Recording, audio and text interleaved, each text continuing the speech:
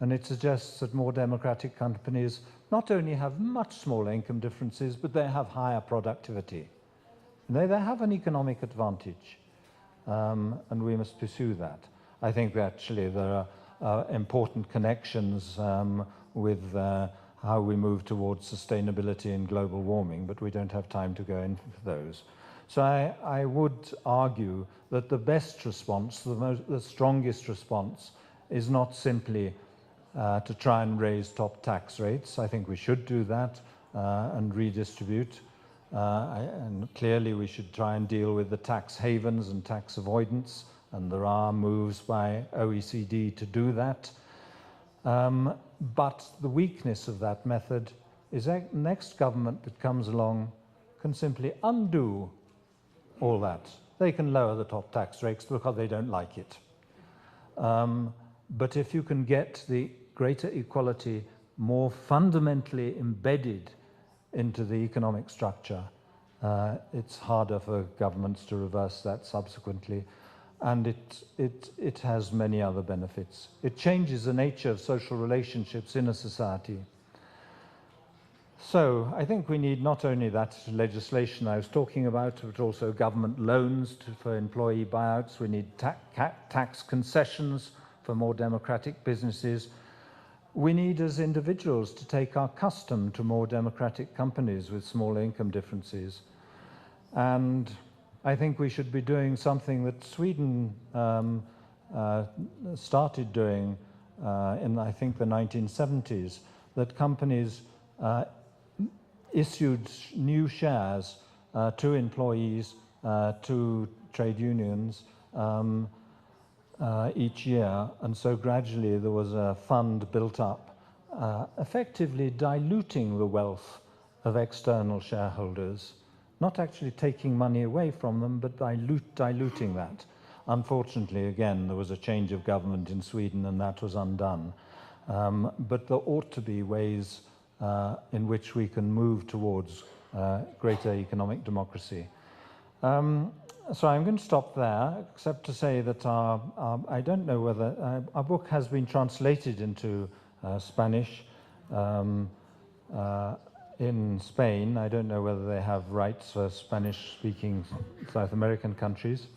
And there is also information on our website called the Equality Trust that shows some of the research. It also will give you the slides if you want to use them in your own teaching and seminars and so on.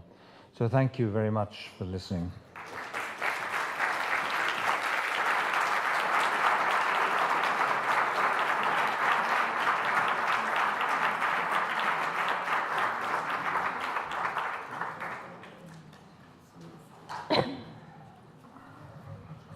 Well, thank you very much, Richard and Kate. And I think we can take some questions or comments. Sí. I'm going to get some questions. Yes.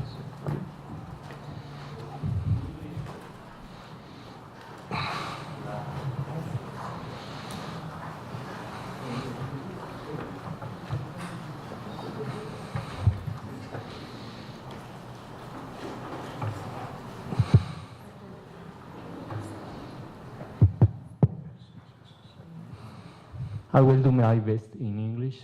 Thank you very much, Professors Richards and Kate. It was a really nice presentation. Well, two questions. The first one, how did you make your index? You used them variables.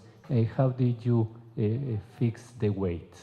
I think it's an important question.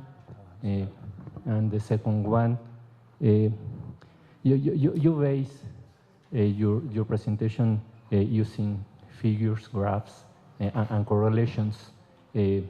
As we all know, this means you are using only two variables. I suppose that in your book, your big book, you have a lot of explanation about the following, but this resource using correlations, are only a way to suggest things. I think that every single graph you use figure implies a third variables in order to explain these all results. I will ask you to share with us the following steps in order to explain the variables that are playing in these correlations. Thank you. Yes, I'd first remind you that I did show you graphs of multi-level models containing individual data on 60 million people. It was actually a meta-analysis of multi-level models. There's been lots of work controlling not only for average incomes or proportion in poverty, but for every person's income or every person's education. We reviewed 168 studies of the relationship between population health and income inequality in 2006. And so many of those studies control for other things. We were trying to write a book to get this picture into the public domain as simply as possible. And so we showed that it's not GDP per capita, and then just look at inequality. You asked how we made up that index. We used Z-scores, so each variable, we divided it by its,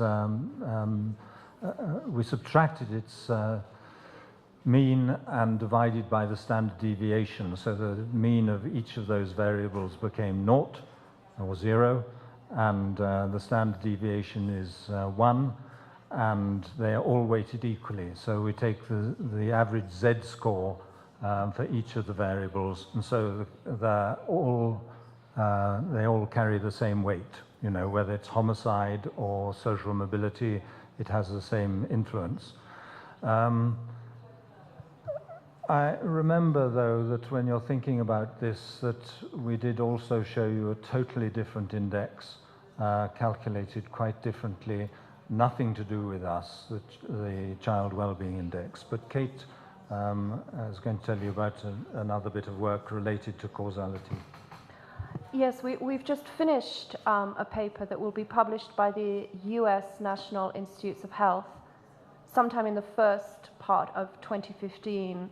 And it's a review of the academic literature on income inequality and health from an epidemiological causal perspective.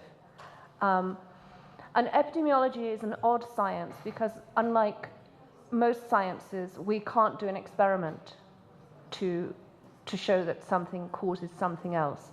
We are reliant on observational methods, but we have, as a discipline, developed a set of criteria for judging whether a body of evidence is indicative of a causal relationship or not. And so that's what we've done in this paper, which will be published soon. So we look at studies that look at change in income inequality over time and change in health.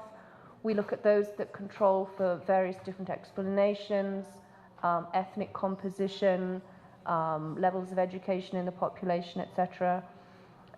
We look to see whether there is a consistent picture across the world, across time, for different outcomes, how strong the relationships are, that sort of thing. We feel very confident that what we're looking at here is a causal relationship. Yes, our book, our sort of public-facing work, uses very simple graphs, very simple correlations, and I wish we had $1 or a peso for every time someone told us correlation doesn't equal causality. We could actually do a lot to address inequality if we just had a little bit for each time. But we do feel quite certain that the picture is one of a causal relationship. And since 2009, since we published the book, more and more academic research has been published, and that is strengthening the picture. And a lot of the things, a lot of the inferences that we were making about how these things work, how inequality affects people, were based on reading studies in psychology or sociology. They weren't based on empirical analyses of inequality and things like status anxiety or solidarity or that sort of thing. But since 2009, those papers have been published. And one of the things we really hoped when we wrote the Spirit Level was that academics in different disciplines would look at inequality more deeply, would think about it in their own, within their own discipline, and that's really happened, and it's really strengthened the picture. Sí.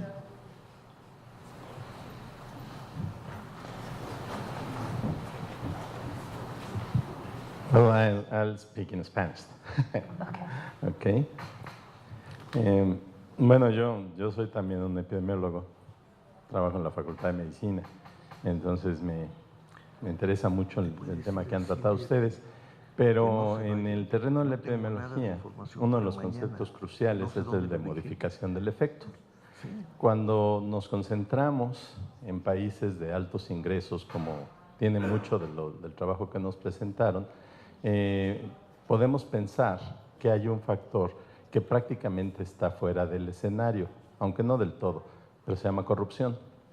Y yo pienso que la corrupción se convierte en los países de menor ingreso en un modificador del efecto.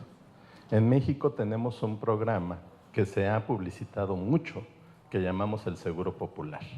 La idea es la de asegurar a toda la sociedad para que tenga atención. Y cuando vemos a dónde ha ido el dinero, nos damos cuenta que hay algunos rubros de gasto muy impactantes, como por ejemplo se han construido muchos hospitales de muy alto nivel que están vacíos, la mayoría. Mucho del dinero, una parte, es como más de la quinta parte, se gasta en medicamentos, y en México los medicamentos genéricos, según un grupo de investigadores de la London School of Economics, con los que platicamos hace un par de semanas, se compran a varias veces el precio que se paga en el Reino Unido con respecto al mismo producto. Y finalmente tenemos también más de un quinto del gasto orientado a la paga de funcionarios. Los salarios de los médicos, los salarios de las enfermeras se mantienen bajos, pero hay una gran burocracia con muy altos salarios.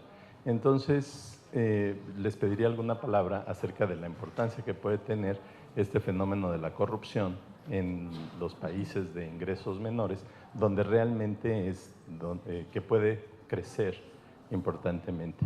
Y una segunda, si quieren hacer algún comentario, acerca del papel de algo que aquí le hemos dado como una gran importancia y que habría que pensar que depende de altos niveles de democracia y de menor desigualdad, que llamamos gobernanza. Governance. Entonces, ¿cuál es la promesa que implica este intento de horizontalización de la toma de decisiones en un escenario de gran desigualdad? Gracias. No, go ahead. Thank you. I think those are important questions. We did think about corruption and looked for measures of corruption. I should explain, we don't assemble any of our data. We just download what WHO or OECD has. So we sometimes say to critics, if you don't like the data, don't complain to us, complain to WHO or OECD. But the measures of corruption we found were less suitable for the rich developed countries than for developing countries.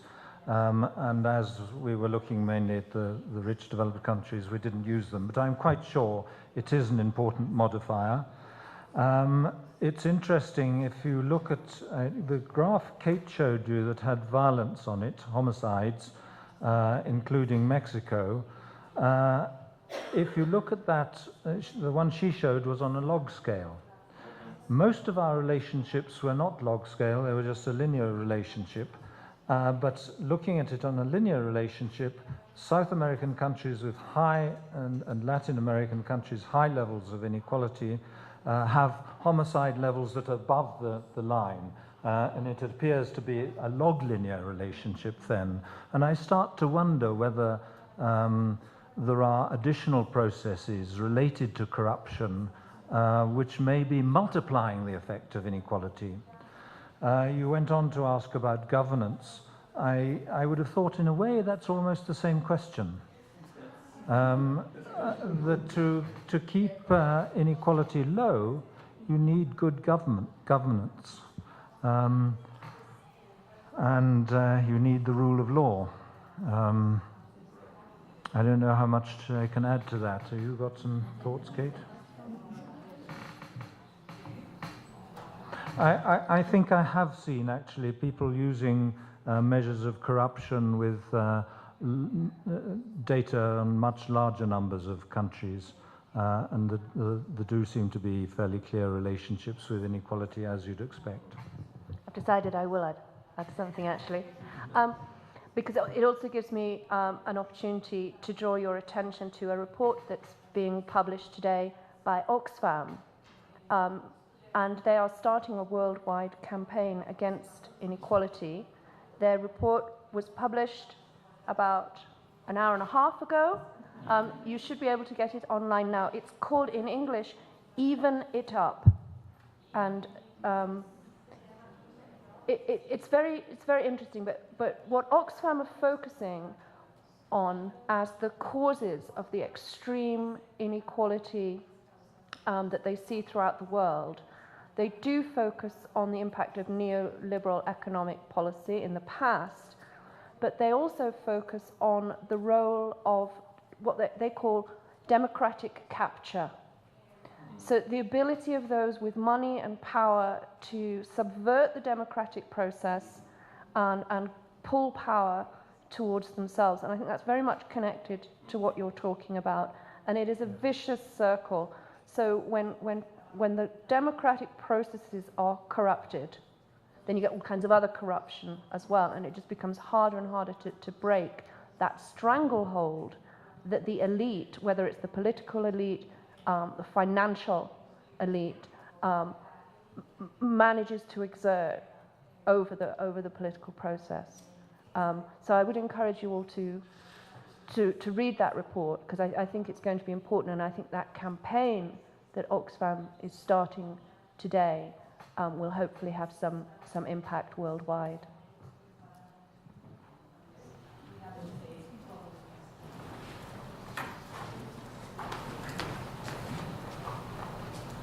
Well, thank you for your enlightening presentation, and I would like to ask your thought about actually thinking about increasing wage and salaries as a way of fighting inequality without waiting for a significant increase in productivity, and keeping in mind countries like Mexico where inequality and poverty is not only chronic but pervasive.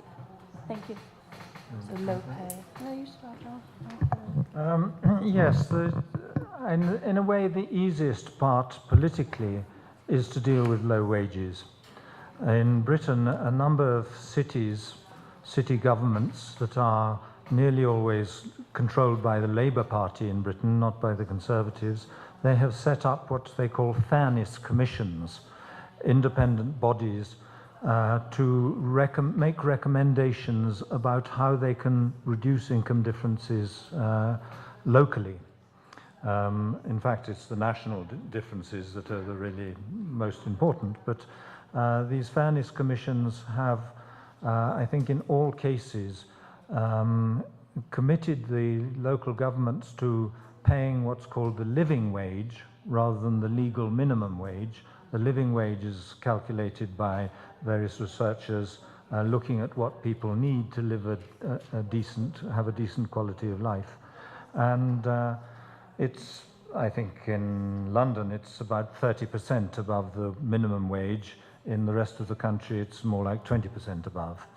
But now there's quite a large movement for paying the living wage, including Kate was on the National Living Wage Commission, and there are now, I think, over 700 private companies, including a large number of quite big companies, which have committed themselves to paying the living wage, rather, I suspect, as a public relations exercise, and also some guilt at the very high salaries at the top. So I do think that's the easier part to act on, as anger about the scale of inequality has grown, there have been moves to increase the minimum wage as well. But I think that even more important is to bring down the small proportion of the population earning these extraordinarily high wages, high incomes. I say earning, but I don't think earning is the right word. They're getting the money, but perhaps not earned. Yes, when I was serving on the Living Wage Commission, in our final report, we talked about there being three main reasons why you would promote a living wage, or as an employer you might adopt a living wage. And one is the simple social justice argument, but that's been around for a long time and hasn't really always got us very far. But many businesses in the UK are recognizing the business case for paying better at the lower end of the income spectrum. Retention improves, people's health and well-being improves, productivity improves. If you treat people with respect and what you pay them is a mark of that respect, then they will work better, feel more a part of the company, their loyalty will increase, their ability to manage their work-life balance will improve, there's less sickness absence, so you can often make a very good economic case for raising very, very low pay. Richard said how important it is to think about reducing top incomes. I think if we look at the measures of child well-being I showed you, that low pay for families and high levels of debt are really strong stressors for parents and for family life. And so I think that there is a big argument for raising minimum wages to a living wage, however it is calculated, to ensure the health and well-being of the next generation. Dos preguntas muy puntuales. Una, sabemos que el libro ha sido ampliamente citado, ampliamente usado para reforzar el caso de buscar la igualdad. ¿Ustedes tienen alguna apreciación, alguna noción de hasta qué punto el libro, Spirit Level, ha logrado influir y dónde ha influido más? Esa sería la primera. La segunda es conocer en qué están trabajando ahorita, cuál es la ruta de la investigación que están haciendo. Van a presentar otro libro, o sea, saber qué están haciendo actualmente aparte de difundir el Spirit Level.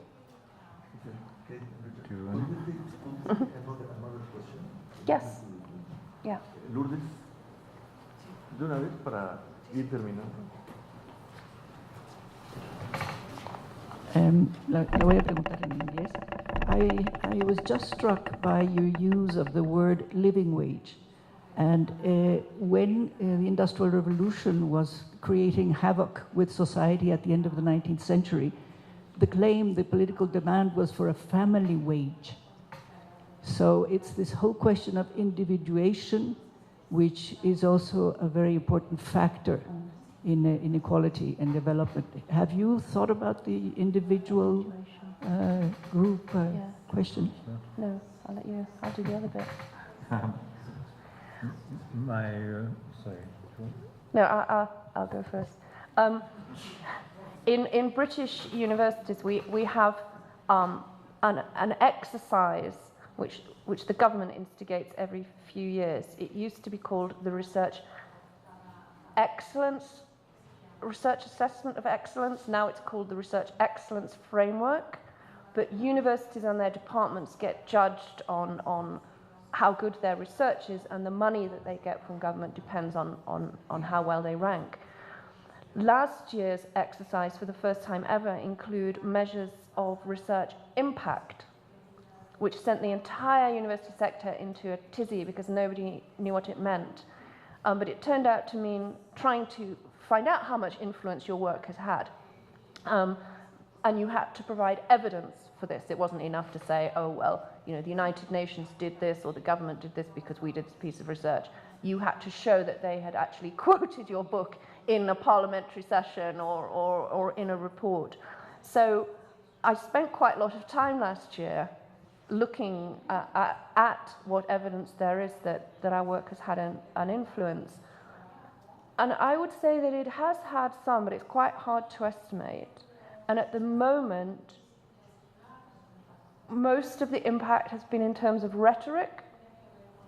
So Richard showed a slide very early on where you see Obama talking about inequality, the Pope talking about inequality, the head of the IMF, the head of the United Nations, certainly the World Bank have. And I think we have helped to change that conversation, and that inequality has moved back onto the political and the development agenda in part because people are aware of our work. But whether it's actually resulted in any action yet, anywhere in the world, I think is much, much harder to say. But we live in hope. What are we working on now? We're trying to write a second book together. Richard's written lots of books before, and he promised actually that The Spirit Level would be his last book. It's the only reason I agreed to write it with him, really, because he said he would never write another one. But he's not lived up to that vow. So we are in the middle of writing a new book, but we're struggling to finish it actually, because we do spend quite a lot of time doing things like this, which is a real pleasure, but doesn't make the space necessarily for writing. Yes, I suppose in terms of the book's influence, I think the influence it has had has been what I think the influence the book has had and we talk in, I think, an additional chapter we added on after the book had been published. We talk about closet egalitarians. You know, the idea that gays come out and are openly gay, egalitarians came out and were openly egalitarian, because I think through the last, I don't know, 3 or 4 decades, many people who had those egalitarian intuitions